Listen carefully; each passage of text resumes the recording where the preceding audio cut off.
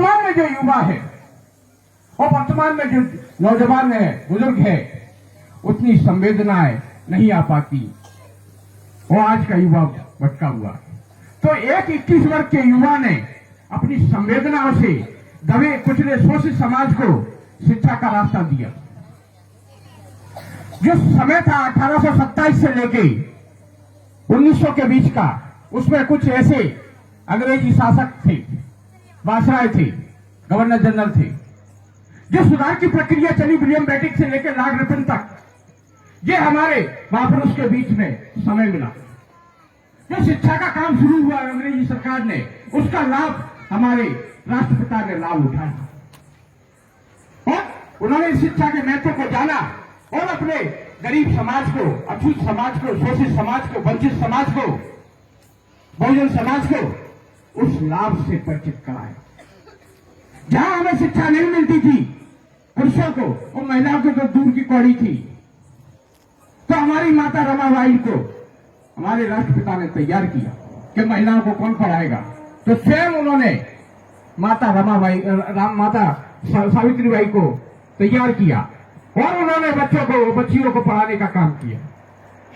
तो साथियों, ऐसे हमारे महापुरुष थे जिन्होंने उन विपरीत परिस्थितियों में भी शिक्षा की ज्योत जलाई और उसी शिक्षा की ज्योत का परिणाम हुआ कि हमारे बाबा साहब उसी प्रक्रिया में आए। 1890 के बाद एक युग का अंत होता है, तो 1891 से दूसरा युग शुरू होता है और युग जब खत्म होते हैं तो दूसरा महापुरुष जन्म होता है। इसी तरीके से जब हम राजनीतिक तौर पर शून्य थे बाबा साहब के जाने के बाद, तो मानवर कांशीराम साहब हम लोगों के बीच में आए और उन्होंने आपको राजनीतिक हक अधिकारों से परिचित कराया और आपकी सोई हुई चेतना को जगा दिया, हमारे महापुरुषों को आपके बीच में स्थापित कर दिया।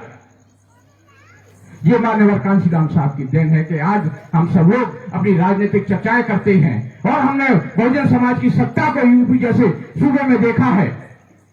उन्होंने बहन मायावती जी को मुख्यमंत्री के तौर पे बनाया, इस पर सरकार बनाई है और जब बहन मायावती जी सरकार में आई तो हजारों की संख्या में स्कूलों का निर्माण हुआ, सैकड़ों की संख्या में कॉलेजों का निर्माण हुआ, लाखों की संख्या में हमारे युवाओं को रोजगार दिया और बहुजन महापुरुषों को पूरे के पूरे समाज में, पूरे के पूरे राज्य में स्थापित किया। हमारी जो संस्कृति है, बुद्ध संस्कृति है, उसको स्थापित किया। तो ये सत्ता का पावर जो होता है वो हमारा यूपी का समाज जानता है और हम क्यों पिछड़े हैं, उसका कारण ये है कि हम अपने सत्ता के महत्व को नहीं जान पा रहे। मेरे साथियों, अगर आपको अपने आप को, जैसे बहन हमारी जो परेशान है, ऐसे हम परेशान ना हो तो अपने इस महत्व को जानो, वोट के अधिकार को जानो और अपने अपने समाज को, अपनी बहुजन समाज पार्टी को आगे लेके आओ। कांशीराम साहब कहते थे कि हमारा नेता हाथी है, चुनाव में व्यक्ति कोई भी हो, लेकिन हमारा वोट, हमारा प्रत्याशी हाथी है। हम अपने